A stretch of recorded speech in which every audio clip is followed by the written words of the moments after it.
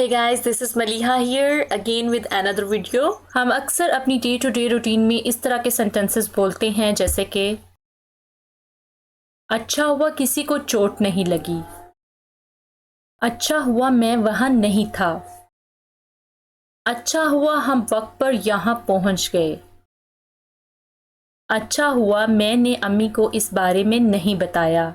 इस तरह के सेंटेंसेस हम अपनी डे टू डे रूटीन में बहुत बोलते हैं। क्या आप जानते हैं कि इस तरह के सेंटेंसेस को इंग्लिश में किस तरह से बोला जाता है? अगर आप नहीं जानते तो आज की ये वीडियो आपके लिए है। आइए देखते हैं कि इस तरह के सेंटेंसेस को इंग्लिश में बोलने के लिए कौन सा इंग्लिश स्ट्रक्चर यूज किया जाता है। इस तरह के सेंटेंसेस को इंग्लिश में बोलने के लिए जो स्ट्रक्चर यूज किया जाता है वो है इट्स अ गुड थिंग, जिसका मतलब होता है अच्छा हुआ या ये अच्छी बात है।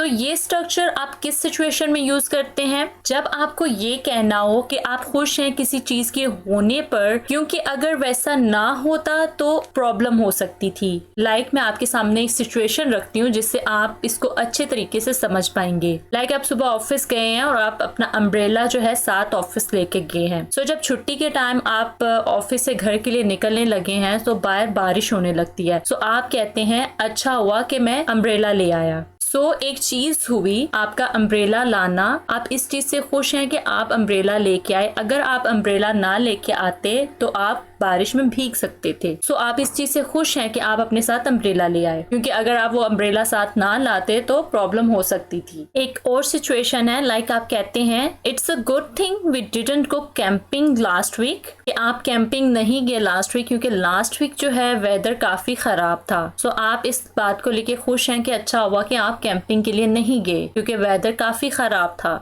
आई होप कि अब आपको इस फ्रेज की अच्छे तरीके से समझ आ गई होगी कि हम किन सिचुएशन में इस तरह के फ्रेज को यूज करते हैं। आइए अब इस तरह के सेंटेंसेस को बनाने का रूल देख लेते हैं। इस तरह के सेंटेंसेस को बनाने का रूल है, सबसे पहले आएगा इट्स अ गुड थिंग। ये हमारा फिक्स्ड फ्रेज है, ये ऐसे ही रहेगा। देन आएगा उसके बाद हमारा सेंटेंस। आइए अब इस स्ट्रक्चर को अच्छे तरीके से कुछ एग्जांपल्स के साथ समझ लेते हैं।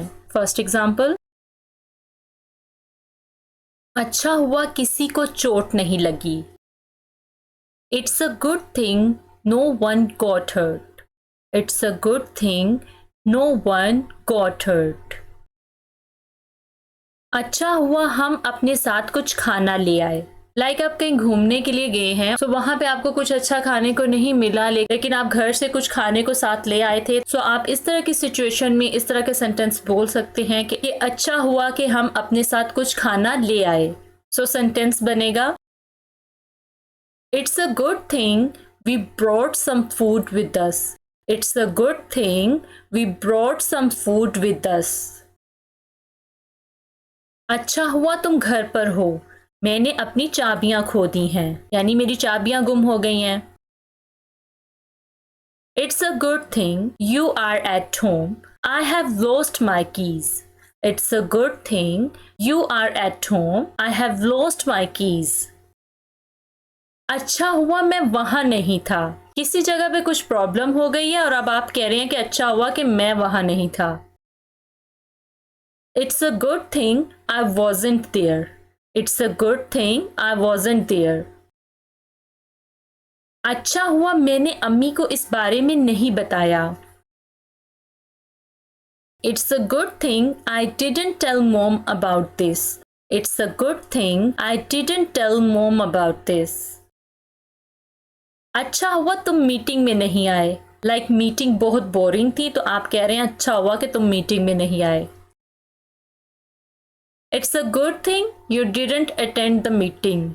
It's a good thing you didn't attend the meeting. अच्छा हुआ तुम आ गए, मुझे तुम्हें कुछ बताना है।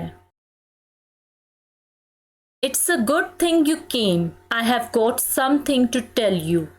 It's a good thing you came, I have got something to tell you. अच्छा हुआ आपने वक्त पर अपना काम मुकम्मल कर लिया है।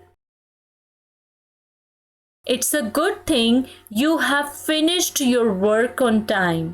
It's a good thing you have finished your work on time. अच्छा हुआ हम वक्त पर यहाँ पहुंच गए।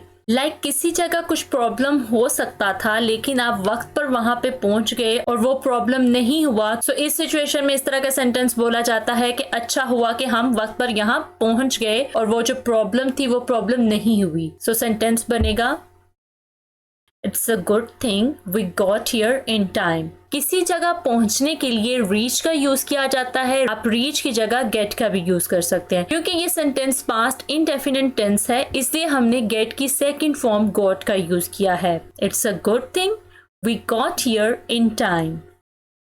अच्छा हुआ आप यहाँ हैं।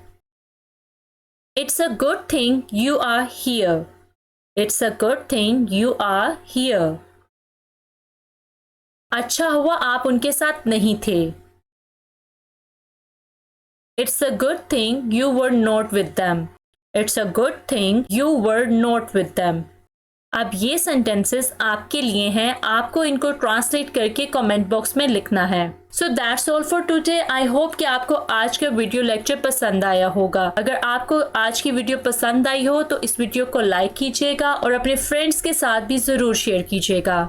और अगर आप मेरे चैनल पर नए हैं तो मेरे चैनल को भी सब्सक्राइब कर लीजिएगा और साथ में दिए गए बेल आइकन को भी प्रेस कीजिएगा ताकि मेरे आने वाली हर नई वीडियो की अपडेट्स आपको टाइम पर मिल जाएं। Thank you so much for watching this video. So मिलते हैं नेक्स्ट वीडियो में एक नए लेसन के साथ। Till then take care.